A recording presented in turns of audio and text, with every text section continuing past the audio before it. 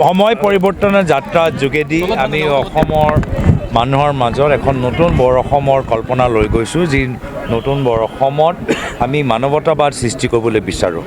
আজিৰ তাৰিখত গুৱাহাটী হাইকোৰ্টে মুখ্যমন্ত্ৰীক জাননী দিছে বিনামূলক বক্তৃতা দিয়াৰ বাবে।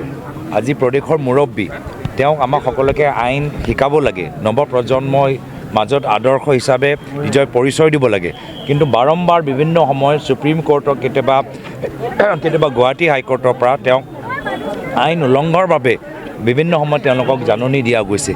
এনেকুৱা অসমৰ ভিতৰত আমি বাৰম্বাৰ উদাহৰণ পাইছোঁ যে কিয় তেওঁ মুখ্যমন্ত্ৰী চকীৰ ওপৰত বহা উপযোগ্য ব্যক্তি নহয়, আৰু সেইকাৰণে এই সময় পৰিৱৰ্তনৰ যাত্ৰাৰ যোগেদি মানুহৰ মাজত নতুন বৰ অসমৰ কল্পনা কৰি যি অসমত আমাৰ অসমীয়া সংস্কৃতি পৰম্পৰা ধৰি আমি অসমৰ বাস্তৱ উন্নয়নৰ বাবে চিন্তা কৰিব পাৰোঁ, সেয়ে সংকল্প লৈ আমি আগবাঢ়ি গৈছোঁ। সৰুপথাৰ সমষ্টি আপোনাৰ অসম জাতীয় গতাই দিয়াৰ কাৰণে একাংশ কংগ্ৰেছমে দুখ প্ৰকাশ কৰিছে।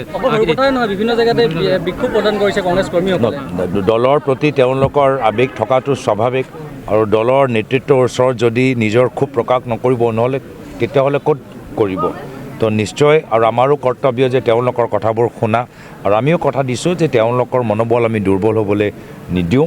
কংগ্ৰেছ দল সবল হ'লেহে আমি বিভিন্ন সমষ্টিত আমি জিকিব পাৰিম বা জিকাব পাৰিম। কিন্তু কংগ্ৰেছ দল যদি মানসিকভাৱে যদি আমি পিছ পৰি যাওঁ, আমি কাকো সমৰ্থনো কৰিব নোৱাৰিম।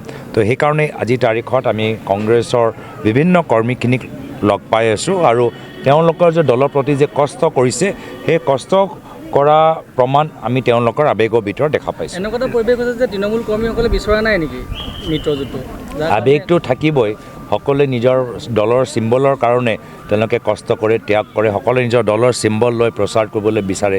যেতিয়া নিৰ্বাচনৰ ভিতৰত নিজৰ চিম্বল লৈ যেতিয়া দলৰ চিহ্ন লৈ যদি মানুহৰ মাজত যাব নোৱাৰে, তো নিশ্চয় এইটো আৱেগিক হোৱাটো নিশ্চিত। এইটো প্ৰতিটো দলৰ ভিতৰতে হ'ব, আৰু কিন্তু আমি নিজৰ দলৰ কৰ্মীখিনিক কৈছোঁ যে কোনো কাৰণত তেওঁলোকে ভাঙি পৰি যাব নালাগে। আমি আছোঁ, আমি পৰৱৰ্তী দিনত তেখেতৰ চাম, তেখেতৰ দায়িত্ব আমি লৈছোঁ। ৰাইজৰ দলৰ সৈতে আপোনালোকৰ 100% নিশ্চিত বুলি সম্ভাৱনা আছিল, সম্ভাৱনা আছে।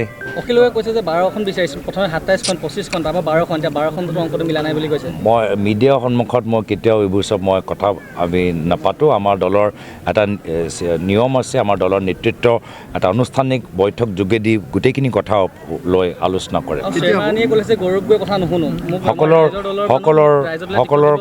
সকলৰ কথাৰ প্ৰতিক্ৰিয়া দিয়াও মই প্ৰয়োজন মই নাভাবোঁ। মোক তিতাবৰ কি হ'ব?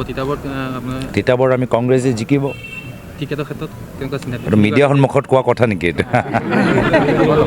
ব'লা বাইদেউ ধৰিব নালাগে।